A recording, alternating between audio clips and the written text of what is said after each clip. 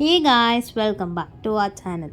இன்றைக்கி நம்ம கிச்சனில் பார்த்திங்கன்னா முருங்கைக்காய் புளி குழம்பு எப்படி செய்கிறதுன்னு தான் பார்க்க போகிறோம். இதை நீங்கள் சுட சுட சாதத்தோடு வச்சு சாப்பிடும் போது அவ்வளோ அருமையாக இருக்கும். மறக்காமல் உங்கள் வீட்டில் ஒரு வாட்டி ட்ரை பண்ணி பாருங்கள். மறுபடியும் கேட்டுகிட்டே இருப்பாங்க.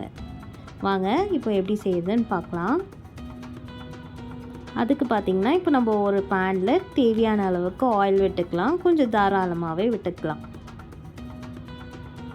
ஆயில் நல்லா ஹீட் ஆகி வரும்போது ஒரு அரை ஸ்பூன் கடுகு நல்லா பொரிஞ்சு வரும்போது ஒரு 1/4 ஸ்பூன் சீரகம் போட்டுக்கலாம். கூடவே ஒரு 1/4 ஸ்பூன் வெந்தயம். இதெல்லாம் நல்லா பொரிஞ்சு வரும்போது கொஞ்சமாக கருவேப்பிலை, ஒரு 5லேருந்து 6 பல் பூண்டு, அப்புறமா 2 மீடியம் சைஸ் வெங்காயம் இந்த மாதிரி சாப் பண்ணி ஆட் பண்ணிக்கலாம். இப்போ இதெல்லாம் நல்லா வதக்கி விட்டுப்போம். வெங்காயமும் பூண்டும் நல்லா சேர்ந்து வதங்கி வர மாதிரி வதக்கி விட்டுக்கோங்க.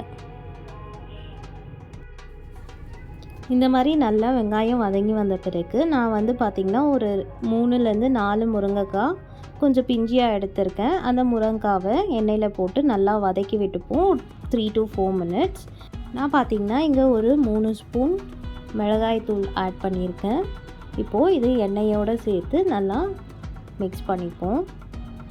இது கூடவே பார்த்திங்கன்னா நான் ஒரு 2 தக்காளி இந்த மாதிரி கிரைண்ட் பண்ணி வச்சுருக்கேன். அதையும் ஆட் பண்ணி மிக்ஸ் பண்ணிக்கலாம்.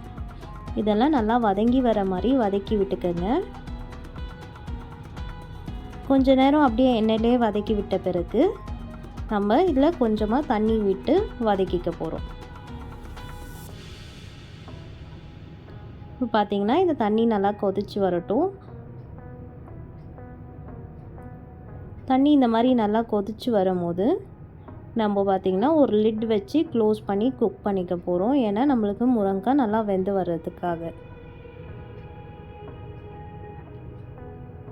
இப்போ பார்த்திங்கன்னா முருங்கைக்காய் ஓரளவுக்கு நல்லாவே வெந்து வந்துடுச்சு. இப்போ நம்ம ஒரு வாட்டி மிக்ஸ் பண்ணிப்போம். நான் பார்த்திங்கன்னா ஒரு சின்ன நெல்லிக்காய் சைஸ் அளவுக்கு புளி கரைச்சி இதில் சேர்த்துக்க போகிறேன். இப்போது இது புளி தண்ணி நல்லா கொதித்து வரட்டும். இந்த மாதிரி நல்லா கொதித்து வரும்போது பார்த்திங்கன்னா நான் ஒரு லிட் வச்சு மறுபடியும் க்ளோஸ் பண்ணி குக் பண்ணிக்க போகிறேன். ஏன்னா அந்த புளியோட ஸ்மெல், பச்சை ஸ்மெல்லெல்லாம் போகிறதுக்காக. இப்போ பார்த்திங்கன்னா ஓப்பன் பண்ணி அவ்வளோதான், நம்மளோட முருங்கைக்காய் புளி குழம்பு ரெடி ஆகிடுச்சு. நம்ம இப்போ இதை ஸ்டவ் ஆஃப் பண்ணி சுட சுட சாதத்தோடு வச்சு சாப்பிடும் போது அவ்வளோ அருமையாக இருக்கும்.